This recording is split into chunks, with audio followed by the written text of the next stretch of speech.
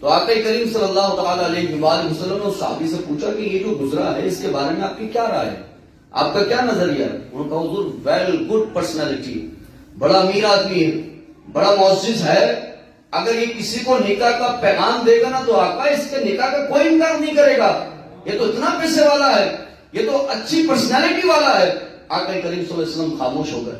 تھوڑی دیر بعد ایک دوسرا آدمی گزرا، آقا نے کہا اس کے بارے میں آپ کیا کہتے ہیں؟ کہا حضور بڑا غریب ہے، بڑا مسکین ہے، بڑا فقیر آدمی ہے، اگر یہ کسی کو نکاح کا پیغام دے تو کوئی تو اس سے نکاح بھی نہ کرے، آقا اس کو تو کوئی اپنے حلقوں میں نہیں بٹھاتا ہے، کوئی اپنی محفلوں میں نہیں بلاتا ہے، بڑا غریب آدمی ہے۔ اب میرے آقا کریم صلی اللہ تعالیٰ علیہ وآلہ وسلم نے فرمایا دیکھو اللہ کے نزدیک ان دونوں کا مرتبہ کیا ہے۔ حضور فرماتے ہیں کہ جو پہلا امیر تو نے دیکھا یہ امیر بزنس مین تھا، تاجر تھا، بڑا پیسے والا تھا، اور معاشرے میں اس کا مرتبہ یہ ہے کہ اگر یہ کسی کو نکاح کا پیغام پہنچائے تو وہ اس سے نکاح کرنے کا انکار نہ کرے، اتنا ویل پرسنالٹی ہے۔ لیکن حضور نے فرمایا دوسرا تو مسکین تھا، فقیر تھا، لیکن مسکین اور فقیر ہونے کے بعد عبادت گزار ہے، اللہ کی عبادت کرتا ہے، کثرت سے سجود پڑھتا ہے، نوافلوں کی کثرت بھی کرتا ہے۔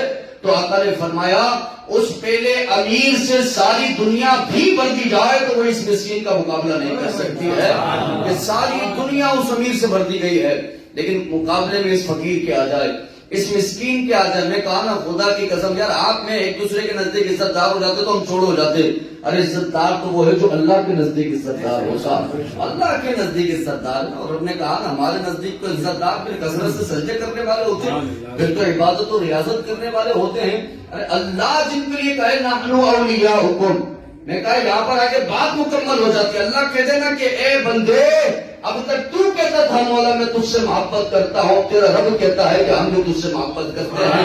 میں کہا یہ عزت دار لوگ خدا کی قسم، یہ چند اولیاء جو ہیں جن کے لیے اللہ کہتا نحن اولیاؤکم۔